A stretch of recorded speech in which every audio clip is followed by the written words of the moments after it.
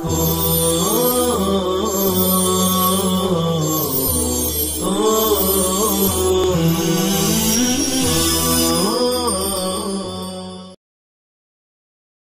اللہ الرحمن الرحیم وصلی اللہ علی النبی الکریم وعلی آلہ وصحبہ اجمعین، اما بعد۔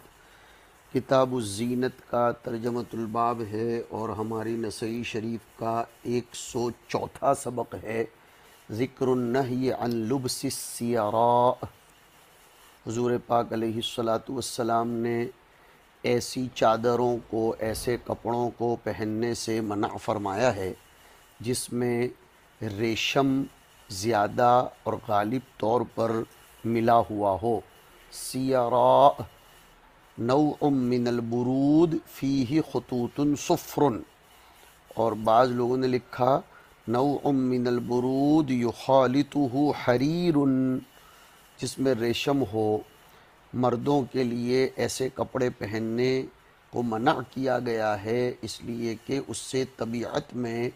تنعم، ناز پیدا ہوتا ہے، نیز یہ از قبیل ترفہ ہے، عیش و عشرت ہے، جو مردوں کے لیے اور مردوں کی شہامت و شجاعت کے لیے مناسب نہیں ہیں۔ اسحاق ابن منصور کی روایت ہے، عن عمر بن الخطاب رضی اللہ عنہ انہ رأى حلتا سیراء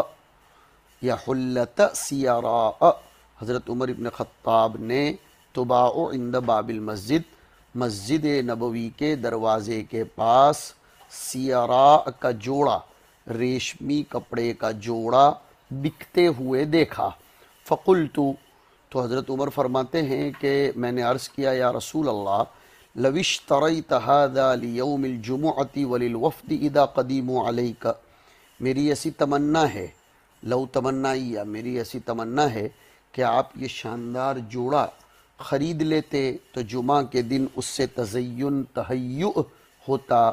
اور وفود جب آپ سے ملنے کے لیے آتے ہیں اس وقت آپ پہنتے تو بحیثیت حکمران سلطنت اسلامیہ، بحیثیت رسول اللہ،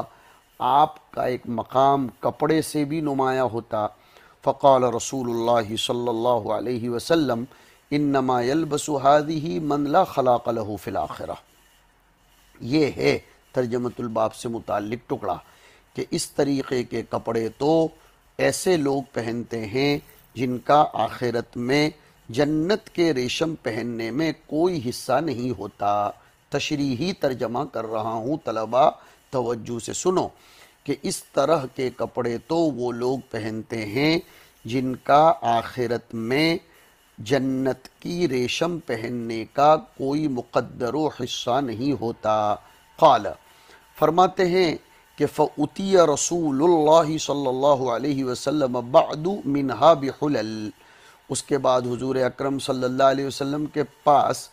اسی ریشم کے چند جوڑے آئے۔ فکسانی منہا حلتن،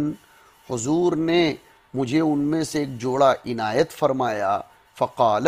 یا رسول اللہ، تو حضرت عمر نے عرض کیا، اللہ کے رسول، کسوتنیہا، آپ مجھے عنایت فرما رہے ہیں، وقد قلت فیہا ما قلت، آپ تو جب میں نے درخواست کی تھی سیارہ اور ریشم کے جوڑے کے باب میں تو آپ نے تو ایسا فرمایا تھا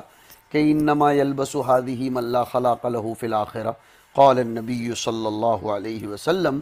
حضور نے جواباً تربیتاً اور بات کی تنقیح فرمائی کہ لم اکسو کہا لتلبسہا، میں نے اس لیے تھوڑا دیا کہ تم اس کو پہنو، دینے سے پہننا کہاں لازم آتا ہے۔ انما کسوت کہا لتکسوہا، میں نے تو تمہیں اس لیے دیا ہے تاکہ تم اس کو استعمال میں لاؤ، او لتبیعہا، یا تو اس کو بیچ کر اس کی قیمت لے لو، اس لیے کہ یہ کوئی حرام لعینہ یا نجس لعینہ نہیں ہے، لہذا اس کو عورتوں کو دینا، ان کو پہنانا یا ان کو بیچ کر قیمت بنانا سب جائز ہے۔ فَكَسَاهَا عُمَرُ أَخًا لَهُ مِنْ أُمِّهِ مُشْرِكًا، چنانچہ حضرت عمر نے ان کے ماں شریک بھائی کو جو مکہ میں تھے، مشرک تھے، ان کو وہ جوڑا عنایت فرمایا۔ دیکھو یہاں ریشمی کپڑے پہننے پر وعید آئی ہے کہ جنت میں جو لوگ جنت کا یلبسون ثیابا سندس خضر و استبرق من حریر الجنہ،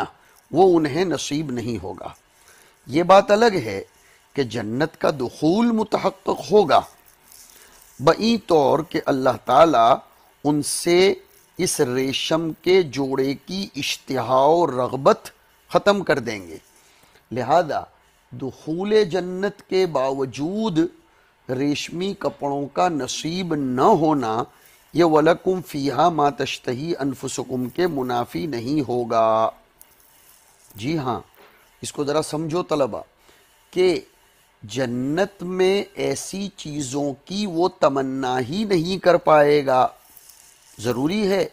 کہ جنت میں ہر قسم کی تمنا پیدا نہیں ہوگی، ورنہ تو ہر شخص یہ تمنا کرے گا کہ نبی کے درجے والی جنت مل جائے۔ پتہ چلا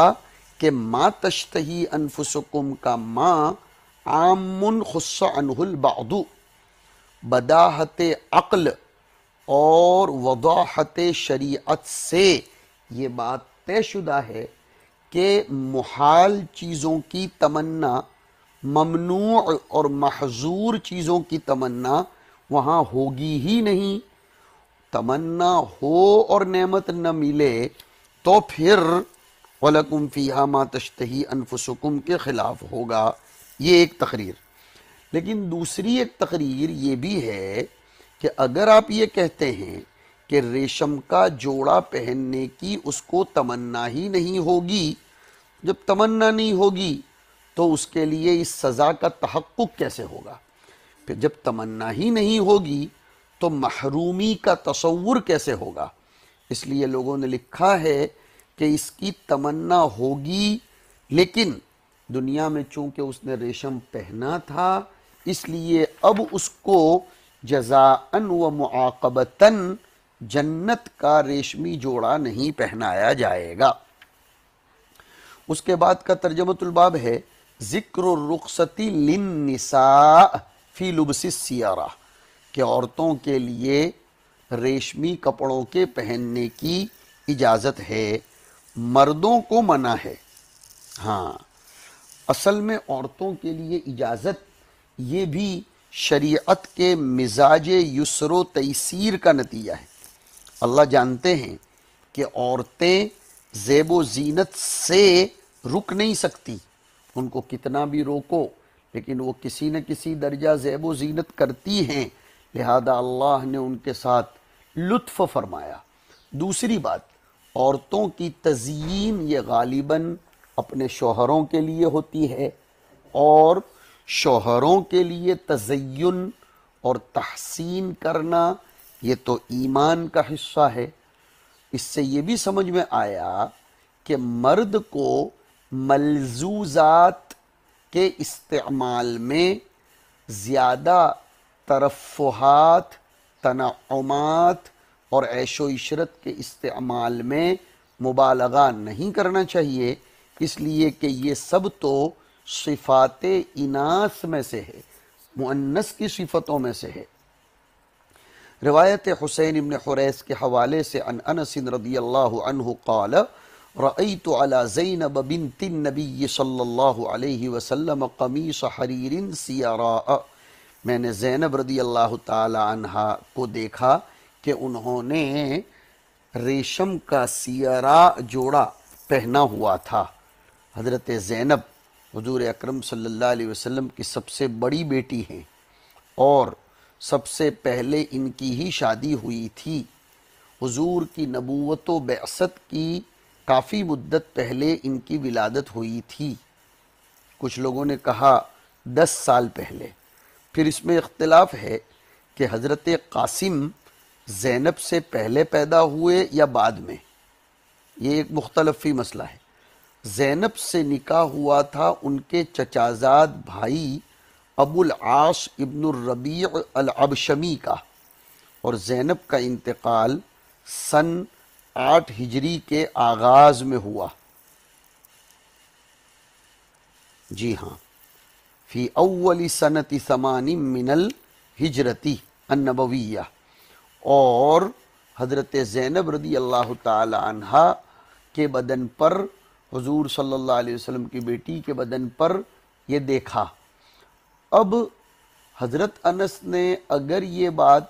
حضور اکرم صلی اللہ علیہ وسلم کے زمانے میں دیکھی ہے تو پھر ایک تعارض ہوتا ہے کہ حضور تو اپنے گھر کے لوگوں کو ریشم اور زیورات پہننے سے منع فرماتے تھے، تم نے بھی یہ بات پڑھ لی ہے، نسائی ہی میں روایت آئی ہے کہ کان علیہ الصلاۃ والسلام یمنع اہلہ الحریر والحلیۃ،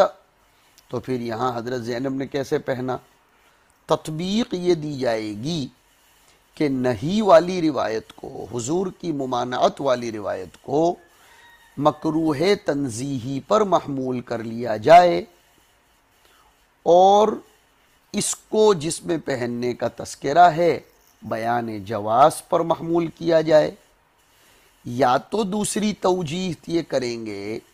کہ اس وقت پہنا ہو زینب نے جب کہ وہ چھوٹی ہوں، تو پھر حضرت انس نے ان کو دیکھا ہو، اس میں بھی کوئی اعتراض نہیں ہے، اور اگر وہ بڑی ہیں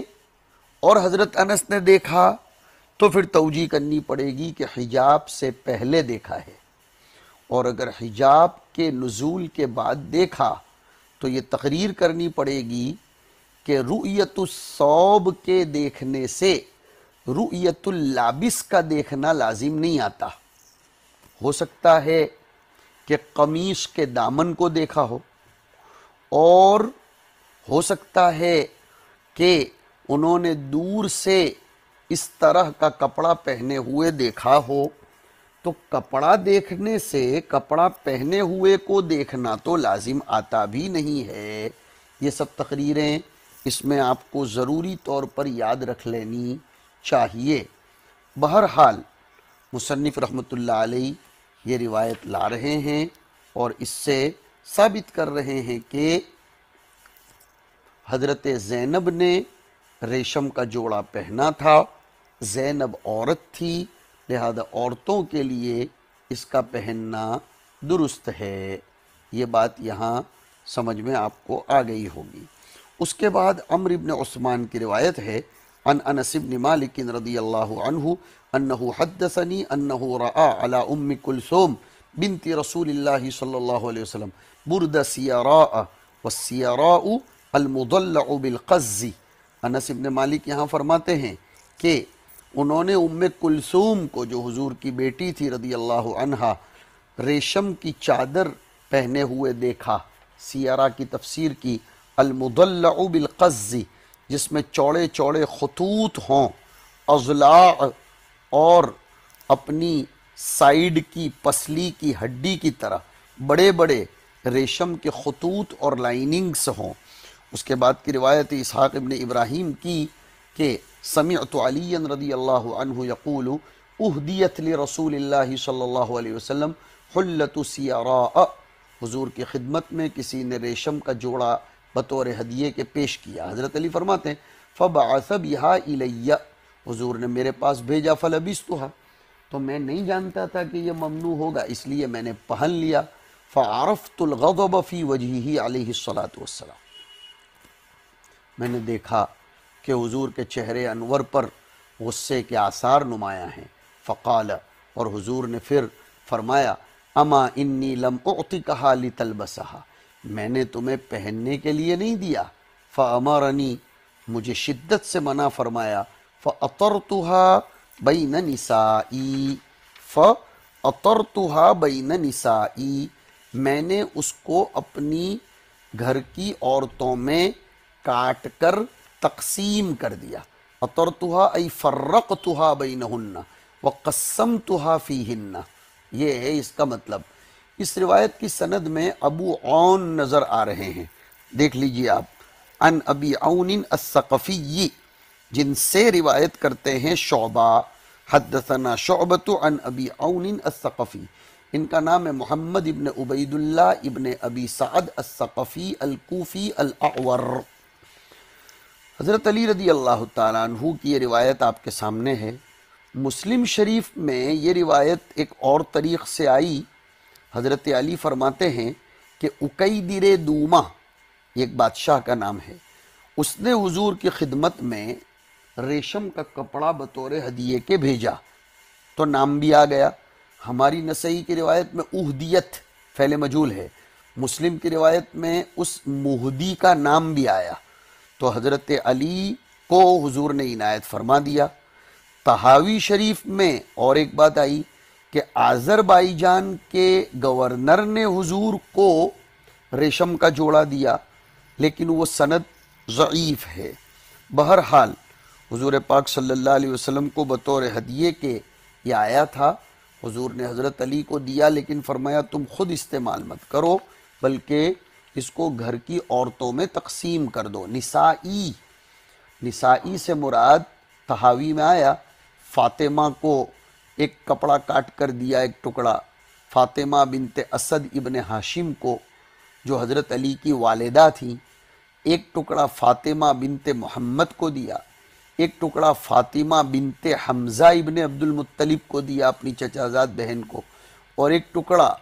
اور ایک فاطمہ کو عنایت فرمایا۔ اس سے پتہ چلا کہ اگر ہمیں کوئی چیز ایسی کوئی ہدیے میں دیتا ہے جو ہم مردوں کے لیے استعمال کرنا جائز نہیں ہے، تو ہم اسے بیچ نہ دیں، ضائع نہ کر دیں، برباد نہ کر دیں، گھر کے لوگوں کو دے سکتے ہیں، اور اگر پیسوں کی ضرورت ہے تو بیچ بھی سکتے ہیں، اس لیے کہ یہ چیزیں حرام لغیر ہی ہیں، صرف مردوں کے لیے حرام ہے، عورتوں کے لیے نہیں۔ اس کے بعد ترجمۃ الباب ہے کہ ذکر النہی عن لبس الاستبرق، استبرق کہتے ہیں موٹے ریشم کو، یہ استروہ کا معرب ہے، یا ایسا ریشم جس میں سونے کے تار ڈال کر اس کو بنایا گیا ہو، اس کو پہننے سے بھی حضور اکرم صلی اللہ علیہ وسلم نے منع فرمایا۔ روایت اسحاق ابن ابراہیم کی ہے کہ عن سالم ابن عبداللہ قال سمعت ابن عمر يحدث ان عمر خرج، سیدنا عمر گھر کے باہر تشریف لے گئے، فرآ حلت استبرق تباع فی السوق، ریشم کا موٹا کپڑا تھا، اس کا جوڑا بازار میں بک رہا تھا، فأتا رسول اللہ صلی اللہ علیہ وسلم، حضرت عمر دربار نبوی میں حاضر ہوئے اور فقال عرض گزار ہوئے، یا رسول اللہ اشتریہا، اسے آپ خرید لیں، فالبسہا یوم الجمعۃ وحین یقدم علیک الوفد، جمعہ کے دن پہنیں گے اچھا رہے گا، وفود کی آمد کی شکل میں پہنیں گے تو بھی بہت مناسب رہے گا۔ فقال رسول اللہ صلی اللہ علیہ وسلم انما يلبس هذا من لا خلاق له، ثم اتي رسول اللہ صلی اللہ علیہ وسلم بثلاث حلل منها یعنی من استبرق، فکسا عمر حلتا وکسا علی حلتا وکسا اسامت حلتا، حضور نے وہ جو 3 جوڑ آئے تھے موٹے ریشم کے، حضرت عمر کو، حضرت علی کو اور اسامہ کو ایک ایک دیا رضی اللہ عنہم۔ فاتاہ، حضرت عمر بارگاہ نبوت میں حاضر ہوئے، فقال یا رسول اللہ قلت فیہا ما قلت ثم بعثت الیہ، آپ نے تو نکیر کی تھی پھر میری طرف بھیج بھی رہے ہو، فقال، تو حضور نے فرمایا بیعہا، اس کو بیچو، وقضی بہا حاجتک، اپنی ضرورت پوری کرو، او شققہا خمورا بین نسائک، یا اس کے ٹکڑے کر کے اس کی 2 پٹے بنا کر اپنی عورتوں کے درمیان، اپنے گھر کی عورتوں کے درمیان اس کو تقسیم کر دو۔ اس سے سمجھ میں آیا کہ اگر کوئی بیپاری کاروباری تعلق غیروں سے رکھتا ہے اور وہ غیروں نے کوئی سونے کا برتن، سونے کی انگوٹھی ہمیں دی، یا کوئی اسکیم جو جائز اسکیم ہو اس میں سونے کی انگوٹھی یا سونے کا کوئی زیور ہمارے ہاتھ لگا، تو اس کو پھینک نہیں دینا چاہیے، اس لیے کہ وہ حرام لعین ہی نہیں ہے، اس کو بیچ کر اس کے فلوس سے استفادہ کیا جا سکتا ہے۔ آگے کا ترجمۃ الباب ہے صفت الاستبرق، عمران ابن موسیٰ کی روایت ہے کہ قال سالم مل استبرق، قلت ما غلوظ من الدیباج وخشون منہ، موٹا اور کھردرا ریشم۔ قال سمعت عبد اللہ ابن عمر یقول رأى عمر مع رجل حلة سندس فأتى بها النبي صلی اللہ علیہ وسلم فقال اشتری هذه وساق الحدیث، سندس کہتے ہیں پتلے ریشم کو، رقیق ریشم ہو تو اس کو سندس کہا جاتا ہے، اور استبرق موٹے ریشم کو کہا جاتا ہے۔ یہ سندس اور استبرق کے درمیان کا لغوی فرق ہے، اس کو مد نظر رکھا جائے۔ وصلی اللہ